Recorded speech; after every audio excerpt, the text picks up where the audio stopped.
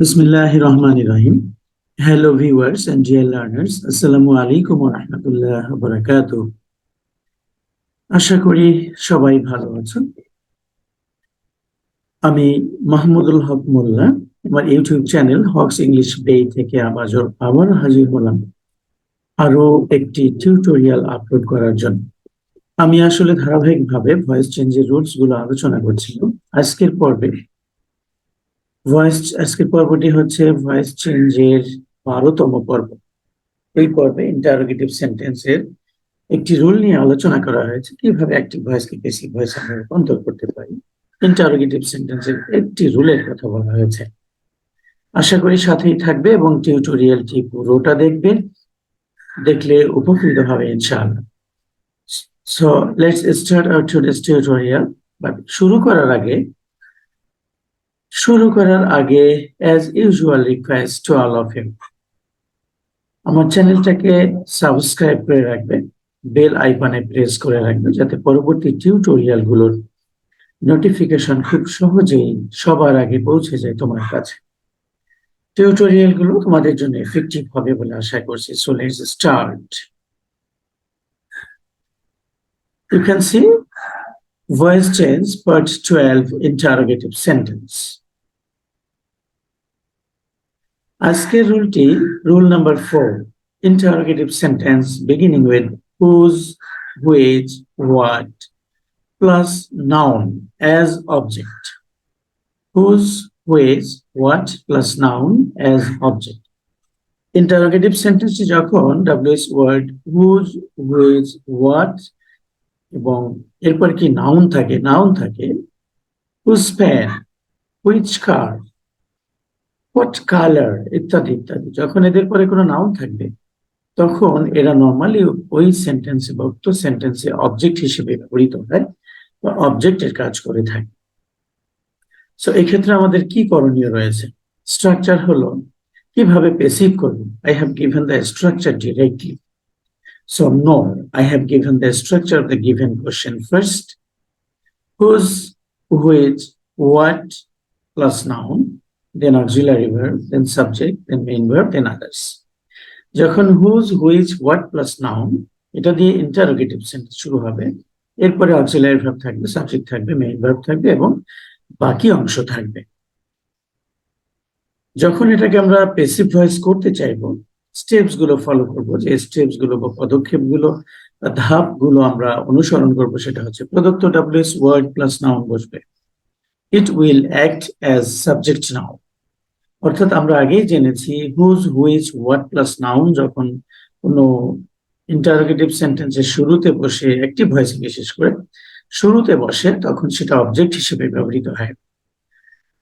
আমরা কি করব এক্ষেত্রে?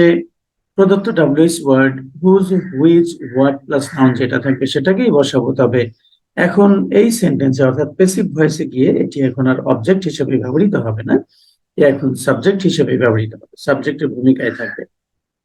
নাম্বার 2, টেন্স এবং প্রদত্ত নাউনের সাপেক্ষে অক্সিলারি ভার্ব বসবে। এই যে whose, which, what plus noun, এদের পরে যে নাউনটি থাকবে, the noun used after whose, which, what, এই নাউনটি সিঙ্গুলার হলে 2 নম্বরের স্টেপ অনুসারে অক্সিলারি ভার্বটি সিঙ্গুলার বসবে। আর এই নাউনটি প্লুরালে থাকলে 2 নম্বরের স্টেপের অক্সিলারি ভার্বের বসানোর নিয়ম অনুসারে এখানে প্লুরাল অক্সিলারি ভার্ব ইউজ করতে হবে। নাম্বার 3, মূল ভার্বের পাস্ট পার্টিসিপল ফর্ম বসবে, ভার্ব 3 ফর্ম বসবে। Number 4, another object plus others if any বসবে। ইফ এনি এটা লেখার অর্থ হচ্ছে অন্য কোনো অবজেক্ট, অর্থাৎ সেকেন্ড অবজেক্ট যেটা মূল ভার্বের পরে, এটা থাকতেও পারে এবং বাকি অংশ বা আদার্স বা এক্সটেনশন এটাও থাকতে পারে, এটা নাও থাকতে পারে, এটা থাকাটা বাধ্যতামূলক নয়। প্রদত্ত অ্যাক্টিভ ভয়েসটি ভার্ব মেইন ভার্বে গিয়ে শেষ হয়ে যেতে পারে। এরপরে অ্যানাদার অবজেক্ট প্লাস আদার্স এটি থাকতে পারে, নাও থাকতে পারে, এটা থাকাটা আবশ্যক নয়। দেন নাম্বার 5 বসবে, সাবজেক্টের অবজেক্টিভ ফর্ম বসবে প্লাস কোশ্চেন মার্ক বসবে, কোশ্চেন মার্ক বসবে, সাবজেক্টের অবজেক্টিভ ফর্ম বসবে, কোশ্চেন মার্ক বসবে। আমরা আগেই জেনেছি হুজ, হুইচ, হোয়াট এরা কিন্তু অবজেক্ট হিসেবে ব্যবহৃত হবে। আমরা সেটাকে সাবজেক্ট বানিয়ে দিয়েছি। তাহলে প্রদত্ত সেন্টেন্সের সাবজেক্ট কোথায় পাবো আমরা? অক্সিলারি ভার্বের পরে সাবজেক্ট থাকবে। এই সাবজেক্টটাকে অবজেক্ট বানাবো, বাই বসবে তার আগে, ওটাকে অবজেক্ট বানিয়ে কোশ্চেন বসাতে হবে। Hopefully you have understood the steps very clearly, dear learners. Structure, যে স্টেপ গুলো এখানে আসছে, স্ট্রাকচার অনুসারে যদি আমি এটাকে সাজাই তাহলে কি দাঁড়ায়? WH word plus noun, auxiliary verb, verb 3, another object, others, if any, by subject হয়ে যাবে অবজেক্ট। স্টেপ গুলো যেভাবে বলা হয়েছে, সাজানো হয়েছে, এখানে স্ট্রাকচারে সংক্ষিপ্ত করে সেটাকে বোঝানো হয়েছে। প্রদত্ত WH word plus nounটি থাকবে, auxiliary verb বসবে 2 নম্বর স্টেপ, 3 নম্বর স্টেপ verb 3 বসবে। যদি অন্য কোনো অবজেক্ট এবং বাকি অংশ থাকে সেটা বসাবো, না থাকলে নাই, না থাকলে চলে যাব বাইয়ের কাছে, বাই বসবে, সাবজেক্ট অবজেক্ট হবে, কোশ্চেন মার্ক দিতে হবে। ওকে, প্রিয় শিক্ষার্থীবৃন্দ, hopefully you have understood this part, this portion very well. একবার দেখে যদি বুঝতে অসুবিধা হয়, 2 বার 3 বার দেখলে একদম ক্রিস্টাল ক্লিয়ার হবে তোমাদের কাছে ইনশাআল্লাহ। I wholeheartedly believe that. Let's go to the next page.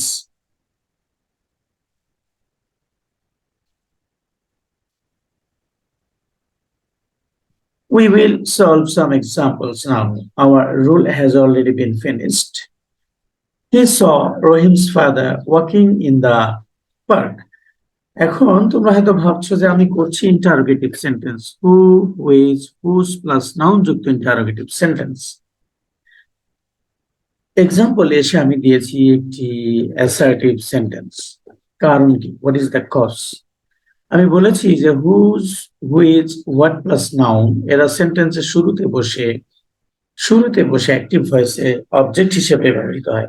প্রথমে বসে আবার অবজেক্টের কাজ কিভাবে করে সেটা বোঝানোর জন্য এখানে অ্যাসার্টিভ সেন্টেন্সটি আনা হয়েছে। এখানে অ্যাসার্টিভ সেন্টেন্সটি যদি ফলো করি তাহলে স্পষ্ট বুঝতে পারবে। দেখো, who he saw Rahim's father walking in the park. Now আমরা যদি ইন্টারোগেটিভ করি, আমাদের লিখতে হচ্ছে whose father did he see walking in the park. Whose father saw past from auxiliary verb did আসছে, তারপরে he সাবজেক্ট চলে গেছে। আমাদের স্ট্রাকচার অনুসারে whose প্লাস নাউন এখানে আছে, auxiliary verb did আছে, সাবজেক্ট আছে, মেইন ভার্ব আছে see, তারপরে others আছে, walking in the park. Walking in the park, it is not another object, actually extension বা বাকি অংশ। তাহলে এখানে আমরা বুঝতে পারছি যে রহিমস ফাদার এটি হলো স ভার্বের অবজেক্ট। এখন এটার পরিবর্তেই শুরুতে হুজ ফাদার ইউজ করা হয়েছে, so it is acting as an object here. শুরুতে বসেও হুজ ফাদার এখানে কিন্তু অবজেক্টের কাজ করছে। এখন আমরা এটাকে যখন প্যাসিভ ভয়েসে পরিবর্তন করব, রুলস অনুসারে বা স্ট্রাকচার অনুসারে হুজ ফাদার থেকে যাবে, তারপরে এটি did he she past indefinite auxiliary verb use করতে পারবো, ওয়াজ বা wire. Was by where? I'm giving the answer first, then I am explaining it. Whose father? Then past indefinite with was by where auxiliary verb বসবে, was বসেছে। 3 number step verb বসবে seen, see saw seen, verb 3 বসেছে। এরপরে বলা হয়েছিল যদি another object এবং extension থাকে সেটা বসবে। এখানে এক্সটেনশন আছে walking in the park, so তারপরে ফার্স্ট নাম্বার স্টেপে by এবং সাবজেক্ট ছিল এখানে he, him হয়ে গেছে। Whose father was seen walking in the park by him. Another object, Rohim was driving his father's car. রহিম তার বাবার গাড়িটি চালাচ্ছিল বা চালাইতেছিল। First continuous tense, auxiliary verb থাকবে ওয়াজ বিং বা were being.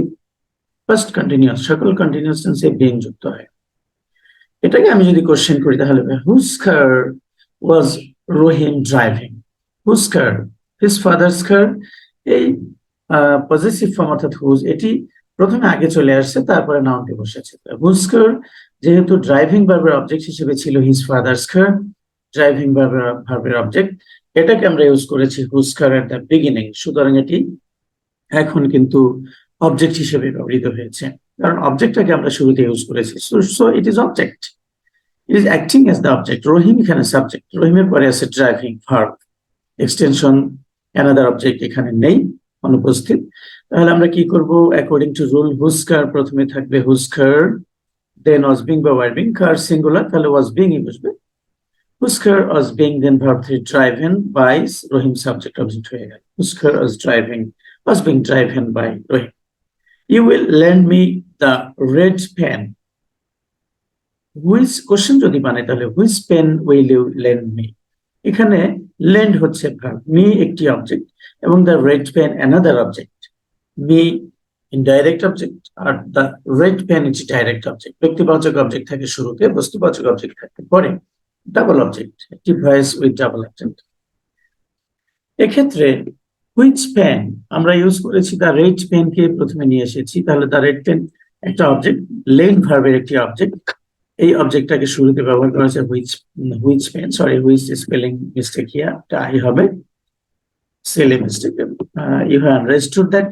So which pen will you lend me, তো শুরুতে হুইচ পেনই বসবে, তারপরে উইল, এখানে you will lend me, future indefinite tense, will receive করার সময় বি যুক্ত হয়, শ্যাল বি, উইল বি। তো হুইচ পেন উইল বি, প্রথমে ডাব্লিউএস ওয়ার্ড প্লাস নাউনটি বসেছে, অক্সিলারি ভার্ব বসবে উইল বি, তারপরে ভার্ব থ্রি লেন্ডের ভার্ব থ্রি লেন্ড, তারপরে অ্যানাদার অবজেক্ট এখানে কিন্তু রয়ে গেছে me.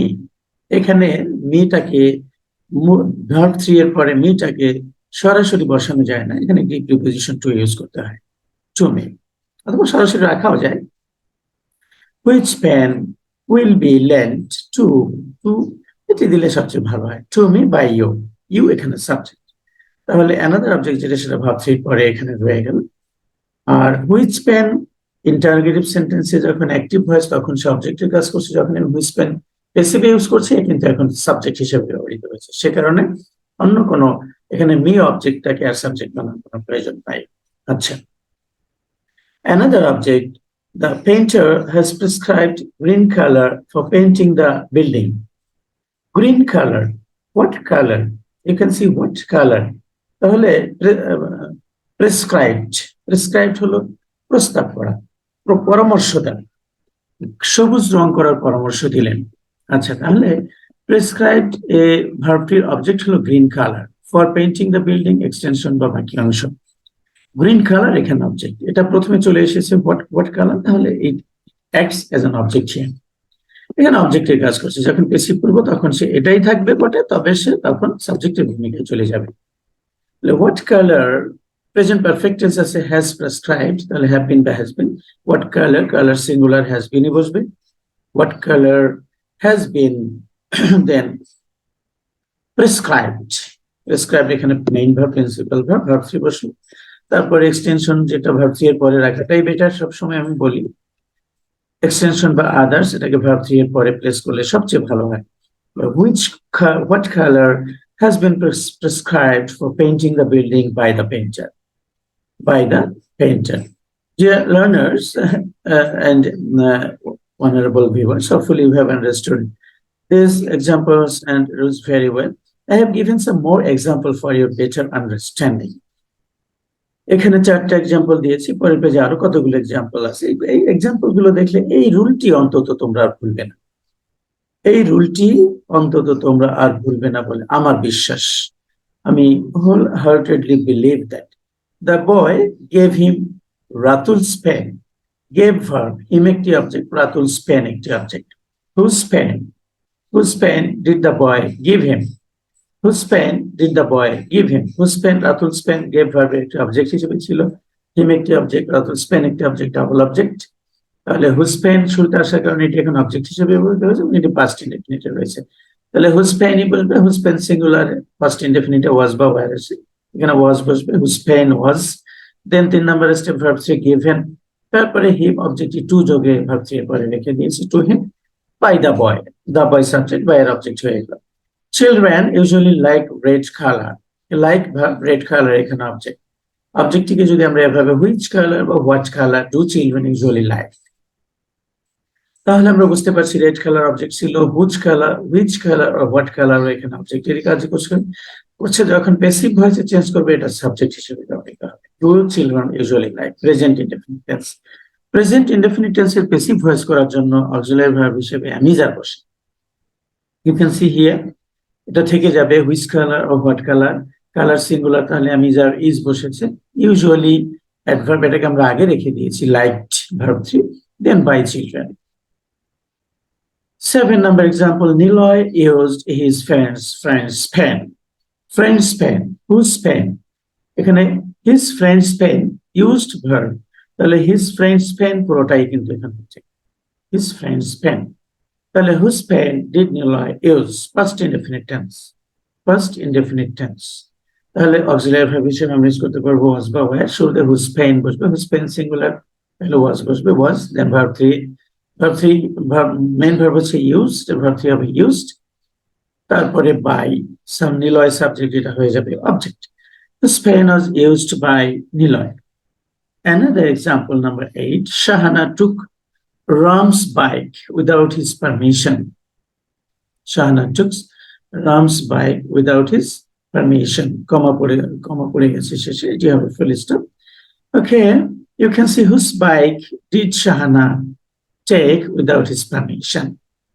Without his permission. Whose bike did Shahana take? তাহলে এটিও past indefinite tense এবং whose bike এখানে took ভার্বের অবজেক্ট হিসেবে ছিল রামস বাইক, এটি এখন অবজেক্ট ইন্টারোগেটিভে হুজ বাইক হয়ে গিয়েছে, এখন এটি অবজেক্টের কাজই করছে। Did Shahana take without his permission, তাহলে এটি পাস্ট ইনডেফিনিটে রয়েছে, টেক ভার্ব উইদাউট হিজ, আচ্ছা পারমিশন এটি এক্সটেনশন, শাহানা কিন্তু এখানে সাবজেক্ট। তাহলে হুজ বাইক এটাকে আমরা এখন সাবজেক্ট হিসেবে রেখে দিব, বেসিক ভয়েসে whose bike, then was were, bike যেহেতু সিঙ্গুলার ওয়াজ বসবে, whose bike was verb 3 taken, then without his permission extension, verb 3 এর পরে প্লেস করাটা বেটার, এক্সটেনশন বা সেকেন্ড অবজেক্ট বা রিটেইনড অবজেক্ট, অর্থাৎ দুটো অবজেক্ট থাকলে একটা অবজেক্ট সাবজেক্ট হয় আর একটা অবজেক্টটাকে ভার্ব 3 এর পরে রেখে দেওয়া, রিটেইনড অবজেক্ট বলে, রাখাটাই বেটার, ভার্ব 3 এর পরে প্লেস করাটাই better. Without his permission by Shahan, without his permission by Shahan. Okay, প্রিয় শিক্ষার্থীবৃন্দ, আশা করি তোমরা প্রথমত আমি স্ট্রাকচার দেখিয়েছি অ্যাক্টিভ ভয়েসে কিভাবে whose, what, whom plus noun ব্যবহৃত হয় এবং এরা কিভাবে অবজেক্টের কাজ করে সেটা বোঝানোর জন্য আমি অ্যাসার্টিভ সেন্টেন্স ইউজ করে সেটাকে ইন্টারোগেটিভ বানিয়ে দেখিয়েছি যে আসলে এরা অবজেক্ট, বেসিক ভয়েসে যখন যায় তখন সেটা সাবজেক্ট হয়ে যায়। হয়তো structure, rules, structure, steps and examples, everything you have understood very clearly. Okay, শিক্ষার্থীবৃন্দ, hopefully you have understood everything very clearly.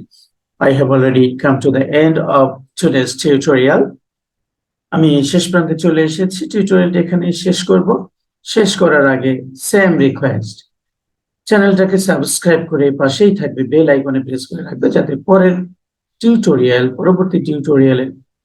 পরবর্তী টিউটোরিয়ালে নোটিফিকেশন তুমি পেয়ে যাও সবার আগে। টিউটোরিয়ালটি অবশ্যই শুরু থেকে শেষ পর্যন্ত দেখবে, উপকৃত হবে ইনশাআল্লাহ। বিশেষ করে মাধ্যমিক পর্যায়ের স্টুডেন্টদের রিকোয়েস্ট করব তোমরা একটু দেখবে মনোযোগ সহকারে, ক্ষতি নেই, উপকার আছে, দেখলে এই রুলটি অন্তত ভালো করে শিখে যাবে। So let me finish the class here. Thank you very much, thank you very much for being with me, for accompanying me. Wish you all the best, do something good for the country. Assalamu Alaikum wa rahmatullah wa barakatuh.